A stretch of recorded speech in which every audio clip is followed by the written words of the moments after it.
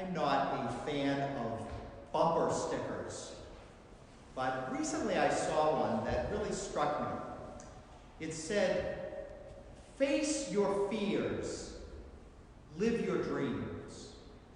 Face your fears and live your dreams."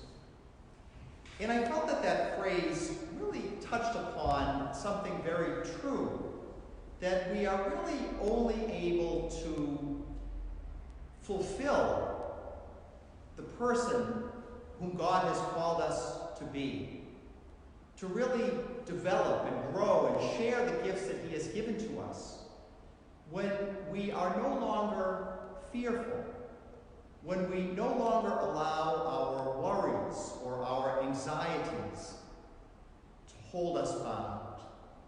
You know, when we can put fear and anxiety to the side, then we really are able to flourish into that person God calls us to be. Not allowing our fears to enslave us, but rather keeping our eyes fixed on Jesus and who He calls us to become. It's certainly true that we all have certain fears and anxieties in our lives. You know, there are those general fears that we can experience about perhaps our health or our families, maybe our finances or our future. There are particular fears and anxieties that we experience, a particular way now as we struggle through the terrible effects of this virus, this plague in our world, and the real fears that we have about our families, about health, about loved ones, perhaps about our jobs, our financial security. These are fears that can entrap us and can enslave us if we allow them. God has the last word. My brothers and sisters, the day is dawning on Easter morning in Matthew's Gospel, and we are journeying with Mary Magdalene and the other Mary to the Lord's tomb. In Matthew's Gospel, everything Jesus said and did is fulfilled in chapter 28, his resurrection account. The discovery of the empty tomb, the appearance of the angel, seeing and touching the risen Messiah. These all serve to establish the historical foundation of the Christian faith. Matthew makes it clear that the resurrection was an historical fact, not a symbol. Indeed, it was the greatest event in the history of the world.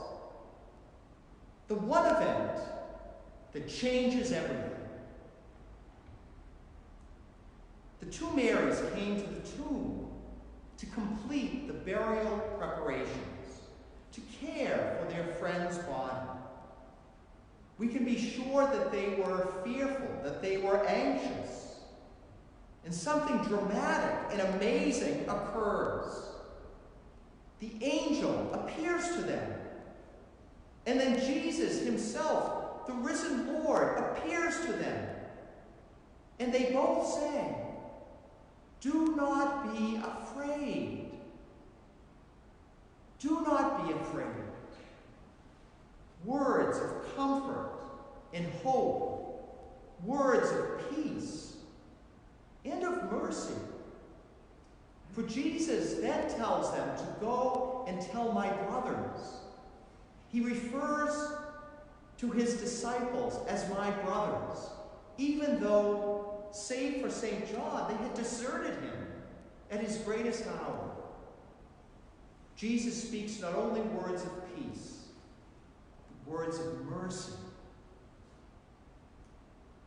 Grief and despair, death and sadness, fear does not have the last word. Jesus, the risen Christ, does. And he speaks to us of life and mercy and joy that he offers to us through his resurrection from the dead.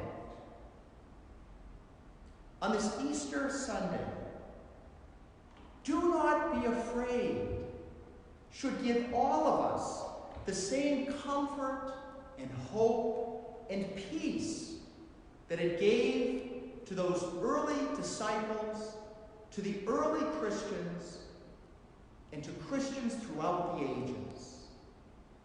My brothers and sisters, despite the problems of our lives, Jesus Christ is risen now and forever. He is with us until the end of the ages. Life triumphs over death. Good triumphs over evil.